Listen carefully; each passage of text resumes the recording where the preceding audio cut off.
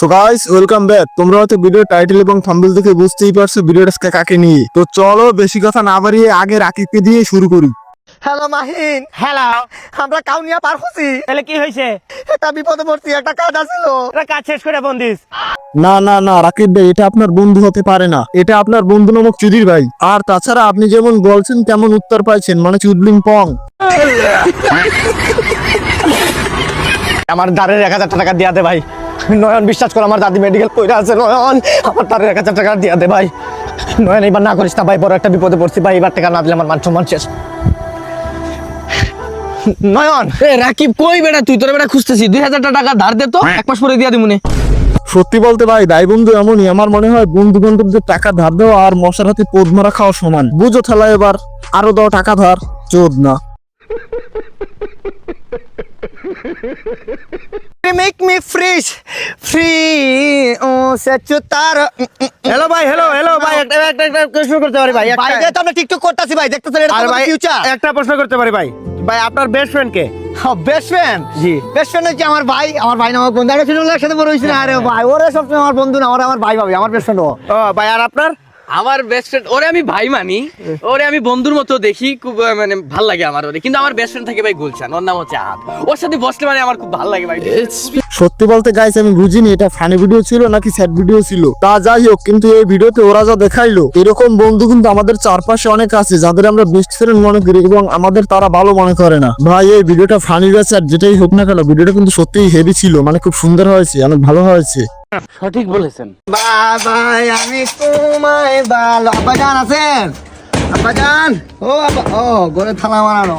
ফালা মারানো কি? ও থালানোর প্রতি খোলা। আল্লাহ রাস্তে কিছু দেন।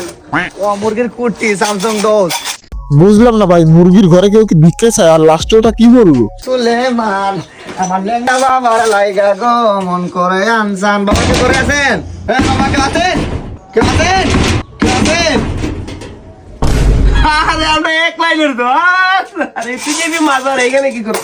ভালো ইনকাম। যা হয়ে গেল না চুদলিং পং। ভিক্ষা করতে এসে নিজেই ভিক্ষা দিয়ে দিল।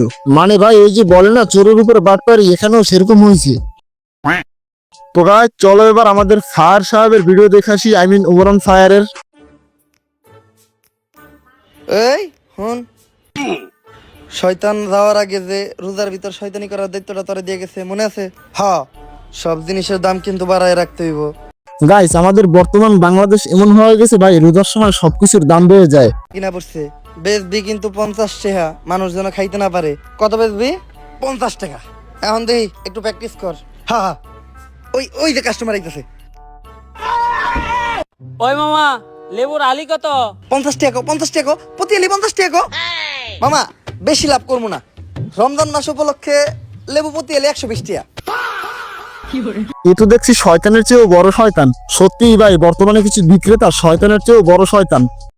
সেহেরির সময় উঠা সেহেরি কইরা যদি একটা পোস্ট দেই যে সেহেরি ডান, তাহলে সবাই ভাবে খ্যাত।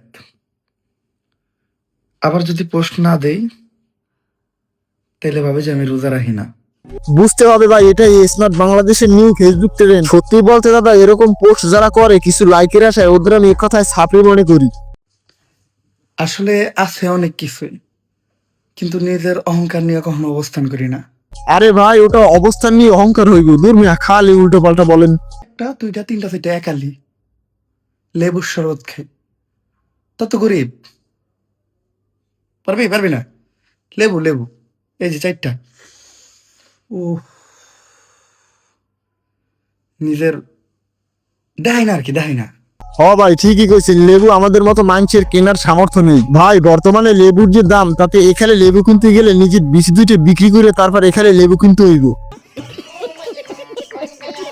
সো গাইস, এই ছিল আজকের ভিডিও। ভিডিওটি ভালো লাগলে চ্যানেলটি সাবস্ক্রাইব করে দেবা। দেখা হবে নতুন ভিডিওতে। ততক্ষণ পর্যন্ত ভালো থাকো, সুস্থ থাকো। আল্লাহ হাফেজ।